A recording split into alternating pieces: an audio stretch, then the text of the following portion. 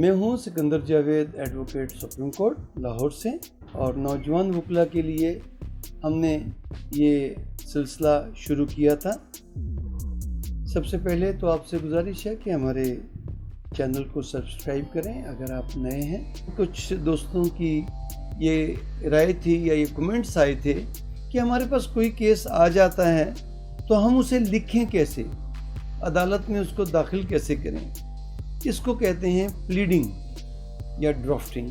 Drafting تو آپ کوئی بھی چیز لکھوا رہے ہو تو اس کو ڈرافٹنگ کہیں گے، لیکن عدالتی زبان میں جب آپ عدالت میں کوئی درخواست، کوئی پٹیشن، کوئی سول ریویژن، کوئی اپیل، کوئی دعویٰ، کوئی درخواست ضمانت دائر کرتے ہیں تو اس قسم کے ڈاکومنٹس کو کہتے ہیں پلیڈنگز۔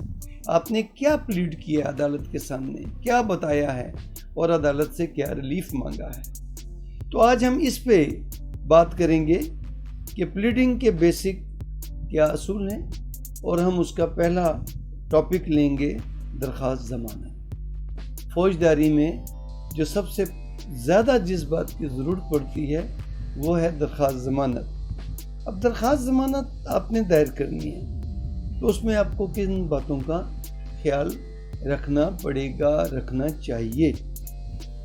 پہلی بات تو یہ کہ درخواست ضمانت کے لیے سب سے بیسک ڈاکومنٹ جو ہے وہ ہے ایف آئی آر، یا آپ کے خلاف ایف آئی آر جو ہے وہ دائر ہوئی ہوگی، یا آپ کے خلاف ریٹن کمپلینٹ دائر ہوگی، یا عدالت نے آپ کے وارنٹ نکالے ہوں گے نان اویلیبل۔ تو اس صورت میں ہم ایف آئی آر کو پہلے لیتے ہیں کہ اگر آپ کے خلاف ایف آئی آر درج ہو گئی ہے تو پھر آپ کے پاس درخواست ضمانت کس صورت میں آپ لکھیں گے۔ پہلی بات تو آپ یہ دیکھیں گے کہ آپ کو پری اریسٹ بیل ڈرافٹ کرنی ہے یا آفٹر اریسٹ بیل ڈرافٹ کرنی ہے۔ آپ کے خلاف پرچہ ہو گیا ہے، آپ کو پرچے کی کاپی مل گئی، ایف آئی آر مل گئی، تو اگر آپ گرفتار نہیں ہوئے تو آپ قبل از گرفتاری ضمانت لکھیں گے under section 498 C R P C, اور اگر آپ گرفتار ہو گئے ہیں تو پھر آپ لکھیں گے بعد از گرفتاری یا post arrest bail application under section 497 C R P سی۔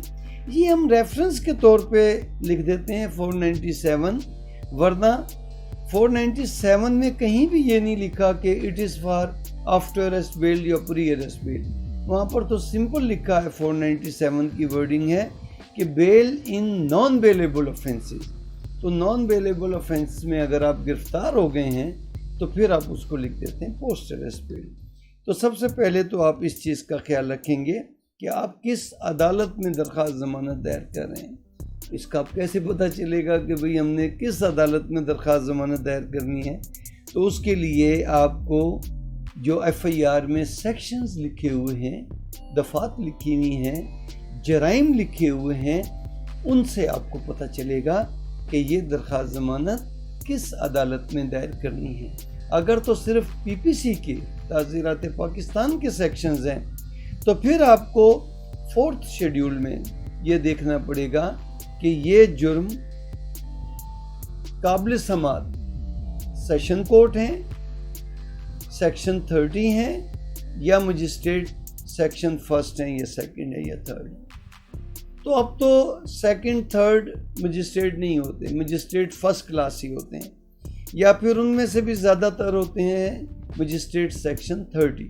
اب مجسٹریٹ سیکشن 30 ہوتے تو مجسٹریٹ ہیں، لیکن ان کو ہر اس جرم سننے کا اختیار ہے جن کی سزا عمر قید ہو۔ لیکن اگر شیڈیول میں لکھا ہوا ہے کہ ایکسکلوسیولی ٹرائیبل بائی سیشن کورٹ، کہ صرف سیشن کورٹ نے ٹرائی کرنا ہے، جیسے اب 302 کا کیس ہے، زنا کا کیس ہے، تو ایسے جرائم ہیں جو صرف سیشن کورٹ ہی سماعت کر سکتا ہے، تو وہاں پر بیل اپلیکیشن آپ فرسٹ ٹائم دائر کریں گے سیشن کورٹ میں۔ اور اگر لکھا ہوا ہے کہ سیشن کورٹ اور مجسٹریٹ 1st کلاس، تو اس کا مطلب ہے کہ پھر آپ سیکشن 30 کے پاس بھی اس کو دائر کر سکتے ہیں۔ اگر لکھا ہوا ہے کہ ٹرائیبل بائی سیشن کورٹ لیکن آگے اس کو ایکسکلوسیولی نہیں لکھا ہوا، تو اس کا مطلب ہے کہ آپ پھر اس کو عمر قید تک سزا ہے اگر اس کی، تو پھر آپ دائر کریں گے سیکشن 30 کے پاس۔ بہرحال اگر اس کے ساتھ آپ کو اسپیشل اوفینسز لکھے ہوئے ہیں جیسے نیب کے اوفینسز ہیں تو پھر آپ اسپیشل کورٹ نیب میں دائر کریں گے. نیب میں تو بیل اپلیکیشن کی پروویژن نہیں ہے تو پھر آپ ہائی کورٹ میں ریٹ جورسڈکشن میں جائیں گے. اگر اینٹی ٹیررسٹ کورٹ لکھا ہوا ہے اس کے جرائم ہے اور ساتھ پی پی سی کے بھی جرائم ہے تو پھر اسپیشل کورٹ میں آپ دائر کریں گے.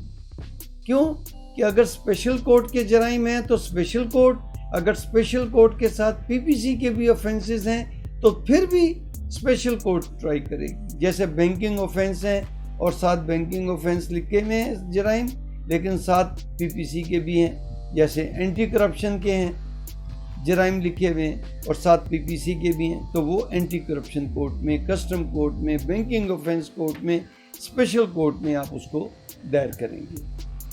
تو یہ تو آگے jurisdiction of court.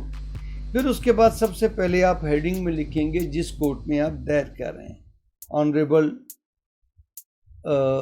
Session court, honourable special court anti corruption, بعدالت جناب اسپیشل جج، انسداد دہشت گردی کورٹ.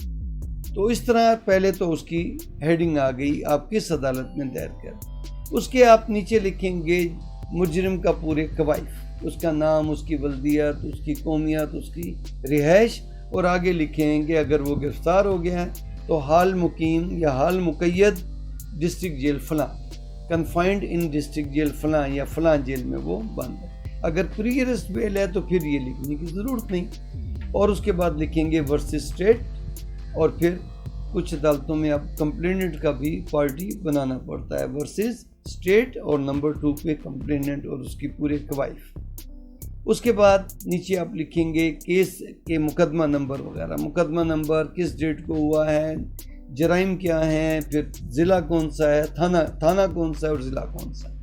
یہ آپ تھوڑا سا لیفٹ ہینڈ سائڈ پہ یہ چیزیں لکھیں. اس کے بعد پھر آپ نئی لائن میں ایز اے ہیڈنگ لکھیں گے بیل اپلیکیشن انڈر سیکشن 497 CRPC، درخواست ضمانت قبل از گرفتاری زیر دفعات 498 ضابطۂ فوج جاری. اس کے ساتھ 497 بھی لکھ دیں کیونکہ پرنسپلز تو پری ارسٹ کے وہی ہوتے ہیں جو 497 میں بیان کیے گئے ہیں. اگر آفٹر ارسٹ بیل ہے تو پھر آپ لکھیں گے کہ درخواست ضمانت بعد از گرفتاری زیر دفعہ 497 CRPC، بیل اپلیکیشن انڈر سیکشن 497 CRPC، یہ لکھ دیا.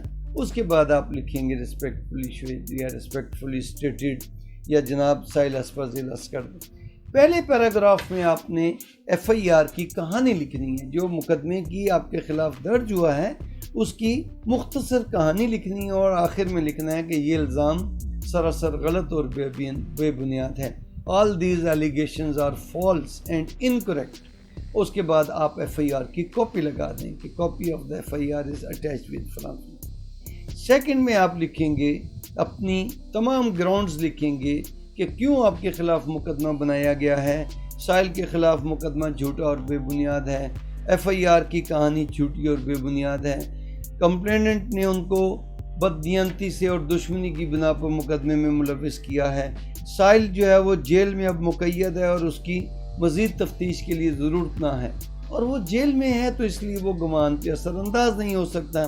ہاں اگر آپ کی کوئی اسپیسیفک پلی ہے کہ میں تو وہاں موجود نہیں تھا، مجھے کیوں ملوث کیا دشمنی سے، اور میں تو وہاں موجود نہیں تھا، میرے پاس تو یہ ثبوت ہے، میں تو ان دنوں میں جیل میں تھا کسی اور مقدمے میں، یا میں ہسپتال میں تھا اور یہ ہسپتال کا ریکارڈ میں نے لگا دیا، یا میں ملک سے باہر تھا اور یہ میرا ثبوت ہے کہ پاسپورٹ کا، یا میں اپنی ڈیوٹی پہ موجود تھا کسی اور جگہ، اسے کہتے ہیں پلی آف ایلیبائی، کہ آپ کسی اور جگہ موجود تھے. تو اپنی تمام وجوہات، تمام معروضات، گراؤنڈز آپ اس میں بیان کریں گے. آخر میں پھر آپ لکھیں گے پریئر کہ ان دا ابو مینشنڈ سرکمسٹانسز پٹیشنر میں بی الاؤڈ بیل، یا اندرین بالا مندرجہ بالا معروضات کی روشنی میں استدعا ہے کہ سائل کی درخواست ضمانت بعد از گرفتاری یا قبل از گرفتاری منظور فرمائی جائے. آگے نیچے آ جائے گا عرضے، ملزم کا نام، ولدیت بذریعہ لیفٹ سائڈ پہ بذریعہ کونسل، اور نیچے 1 وکیل ہیں، 2 وکیل ہیں، 6 وکیل ہیں، ان کے نام آ جائیں گے. اب اس کے بعد ایک چیز اور اس میں اہم ہے، وہ یہ کہ آپ کو نوٹ دینا پڑتا ہے ہائی کورٹ میں تو آپ کو جہاں اپنے عرضی لکھا نیچے سب سے لاسٹ میں رائٹ ہینڈ سائڈ پہ آپ تصدیق کرتے ہیں کہ اس سے پہلے درخواست ضمانت دائر کی تھی اور مورخہ فلاں کو اس کا نمبر لکھیں گے ہائی کورٹ میں اور یہ خارج ہو گئی۔ یا لوور کورٹ میں آپ جب ٹائٹل دیتے ہیں درخواست ضمانت قبل از گرفتاری یا بعد از گرفتاری زیر دفعہ 497 ہے، اس کے نیچے آپ انڈر لائن کر دیتے ہیں۔ اس کے بعد پھر آپ نیچے دکھتے ہیں نوٹ کہ اس سے قبل سائل نے مورخہ فلاں کو درخواست ضمانت دائر کی تھی جو مورخہ فلاں کو خارج ہو گئی، یا اس سے قبل سائل نے کوئی درخواست ضمانت عدالت جناب میں یا کسی بھی اور عدالت میں دائر نہ کی۔ تو یہ آپ کو ایک تصدیق لکھنی پڑتی ہے۔ ہائی کورٹ میں دائر کر رہے ہیں تو رائٹ ہینڈ سائڈ پہ یہ تصدیق لکھیں گے اور نیچے ایڈوکیٹ اپنے سائن کرے گا کہ مجھے میرے موکل نے یہ اطلاع دی ہے کہ اس سے پہلے اس قسم کی کوئی درخواست ضمانت دائر نہیں ہوگی۔ اور اگر لوور کورٹ میں دے رہے ہیں تو پھر درخواست ضمانت کے نیچے نوٹ دیتے ہیں آپ اور وہاں پر سائن نہیں ہوتے وکیل کے۔ تو یہ تو ہو گئے گراؤنڈز درخواست ضمانت کے، کیسے درخواست ضمانت دائر کرنی ہے، کس عدالت میں کرنی ہے، اور پھر ہم اس سے آگے پھر اس کا کیس، اس سے متعلق کیس لا اگلے لیکچر میں ڈسکس کریں گے۔ مجھے امید ہے کہ آپ کو یہ لیکچر پسند آیا ہوگا۔ آپ کی کمنٹس کا ہمیں انتظار رہے گا۔ آپ اگر کسی ایسے موضوعات پر چاہتے ہیں کہ ہم لیکچر تیار کریں تو آپ کمنٹس میں ہمیں مشورہ دیں کہ آپ کن کن موضوعات پر، ٹاپکس پر آپ لیکچرز چاہتے ہیں۔ بہت بہت شکریہ۔